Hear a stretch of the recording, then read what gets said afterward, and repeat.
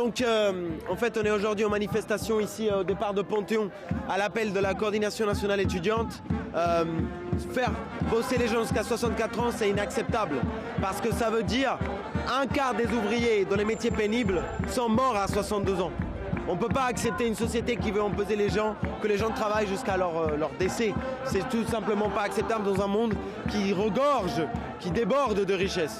Et surtout, on est dans la rue, la jeunesse, parce qu'on sait qu'aujourd'hui c'est les retraites. Mais demain, ça sera la sécurité sociale, ça sera le droit d'étudier, ça sera les frais d'inscription, ça sera tout un tas de réformes. Et comme on veut leur mettre un stop à leur politique pro-patronale, uniquement au service des milliardaires, ça commence dès maintenant. Une victoire sociale aujourd'hui sur la question des retraites, ça sera une grande victoire pour toute la classe ouvrière et la jeunesse et contre tout le patronat. Et c'est pour ça qu'on milite là pour la grève générale et pour le mouvement d'ensemble.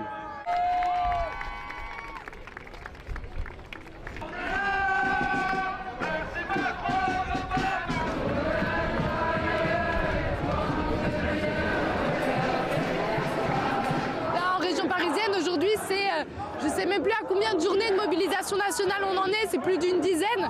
Et le gouvernement voit bien toute la contestation qu'il y a de cette réforme, voit bien la colère massive qu'il y a, a tenté un passage en force avec le 49.3 qui a en fait été une démonstration de faiblesse, bien plus qu'une démonstration de force ou de vouloir montrer... voilà, que de toute façon, ils veulent faire passer cette réforme. En fait, ils sont carrément inquiets que même dans leurs institutions, ça passe pas.